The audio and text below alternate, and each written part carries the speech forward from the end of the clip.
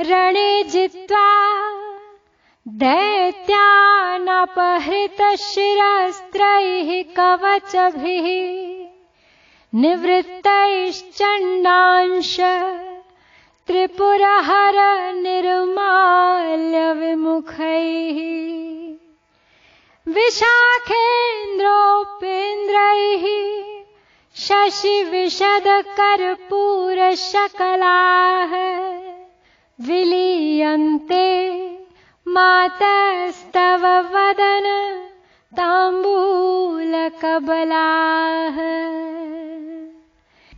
जीत युद्ध में दैत्य गणों को उनके कवच मुकुट को छीन आकर शंभु प्रसाद विमुख जो रहे जान चंडांश अधीन।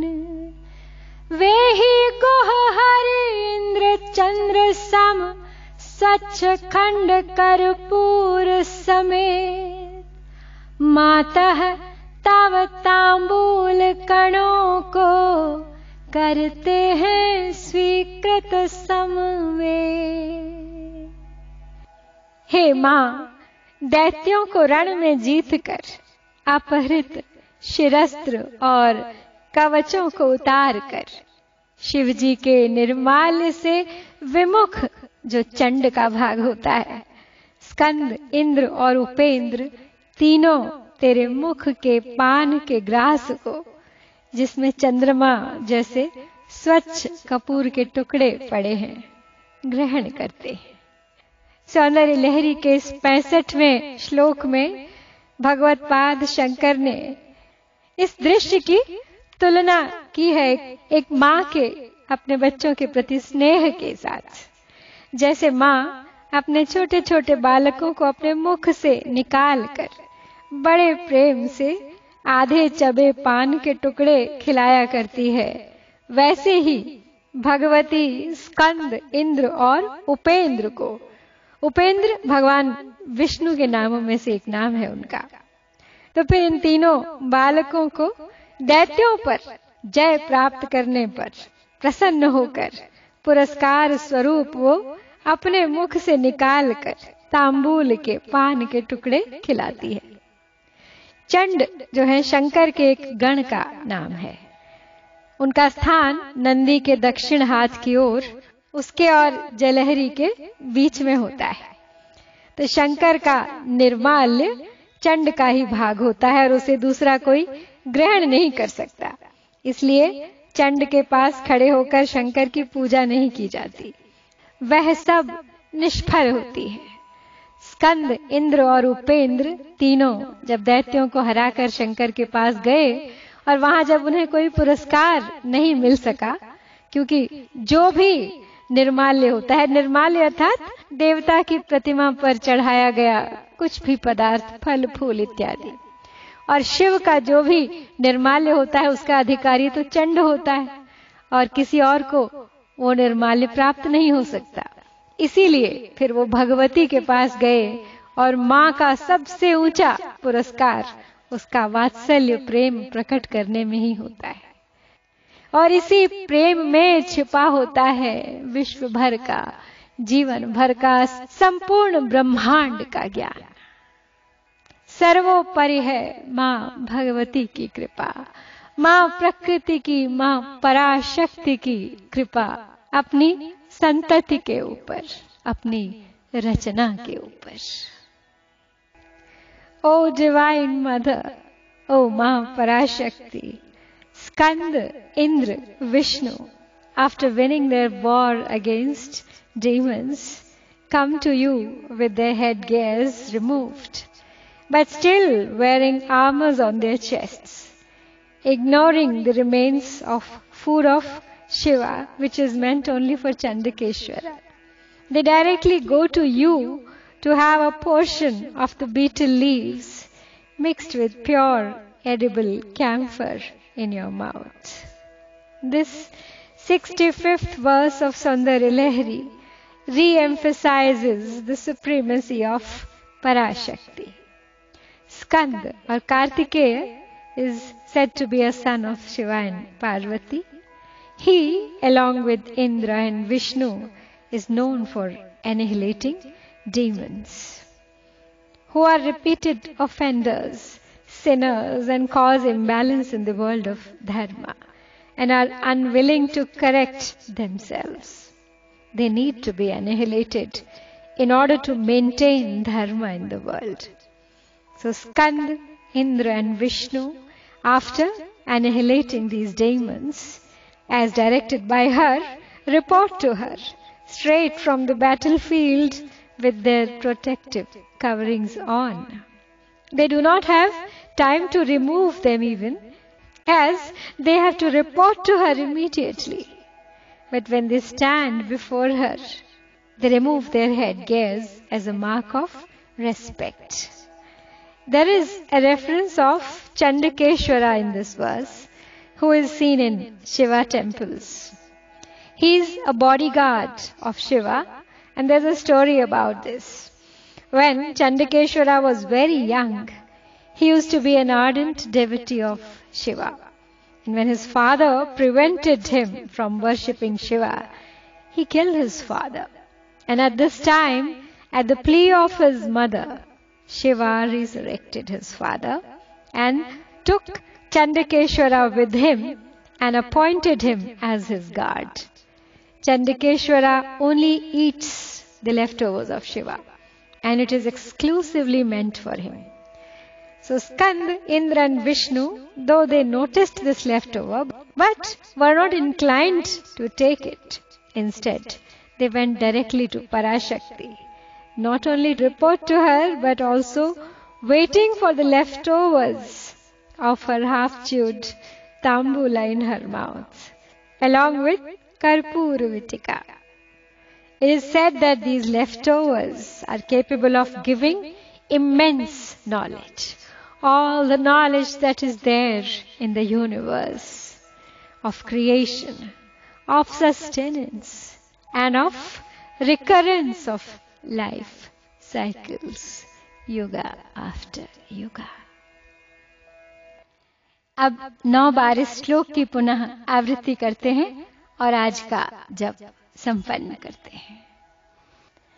रणे जित्वा दैत्यानपहृतशिरस्त्रैः कवचभिः निवृत्तैश्चण्डांश त्रिपुरहर निर्माल्य विमुखैः विशाखेन्द्रोपेन्द्रैः शशिविशदकर्पूरशकलाः विलीयन्ते मातस्तव वदन ताम्बूलकबलाः।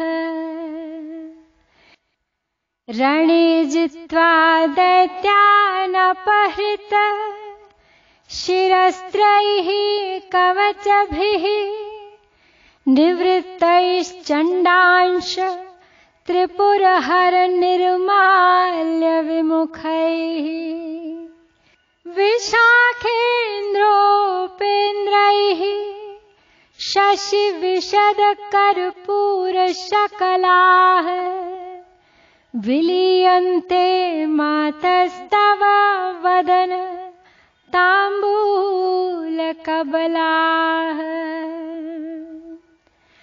रणे जित्वा दैत्यानपहृतशिरस्त्रैः कवचभिः निवृत्तैश्चण्डांश त्रिपुरहर निर्माल्य विमुखैः विशाखेन्द्रोपेन्द्रैः शशिविशदकर्पूरशकलाः विलीयन्ते मातस्तव वदन ताम्बूलकबलाः। रणे जित्वा दैत्यानपहृत शिरस्त्रैः कवचभिः निवृत्तैश्चण्डांश त्रिपुरहर निर्माल्य विमुखैः विशाखेन्द्रोपेन्द्रैः शशि विशद कर्पूर शकलाः विलीयन्ते मातस्तव वदन ताम्बूलकबलाः रणे जित्वा दैत्यानपहृत शिरस्त्रैः कवचभिः निवृत्तैश्चण्डांश त्रिपुरहर निर्माल्य विमुखैः विशाखेन्द्रोपेन्द्रैः शशि विशद कर्पूर शकलाः विलीयन्ते मातस्तव वदन ताम्बूलकबलाः रणे जित्वा दैत्यानपहृत शिरस्त्रैः कवचभिः निवृत्तैश्चण्डांश त्रिपुरहर निर्माल्य विमुखैः विशाखेन्द्रोपेन्द्रैः शशि विशद कर्पूर शकलाः विलीयन्ते मातस्तव वदन ताम्बूलकबलाः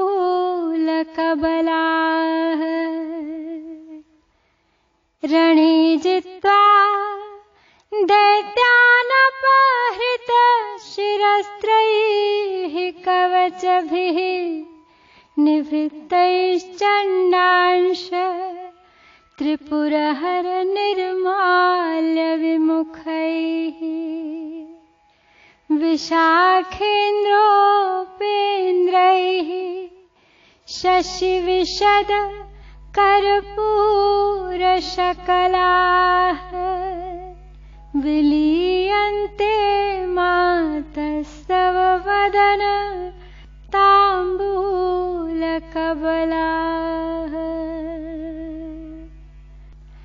रणे जित्वा दैत्यानपहृत शिरस्त्रैः कवचभिः निवृत्तैश्चण्डांश त्रिपुरहर निर्माल्य विमुखैः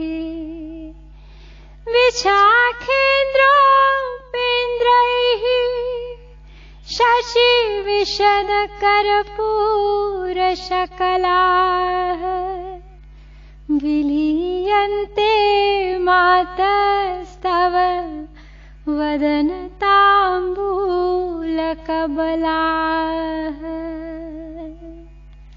रणे जित्वा दैत्यानपहृत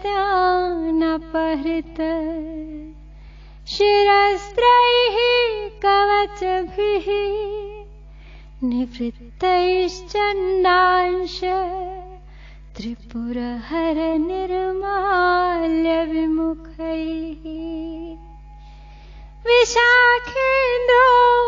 विशाखेन्द्रोपेन्द्रैः शशि विशद कर्पूर शकलाः विलीयन्ते मातस्तव वदन ताम्बूलकबलाः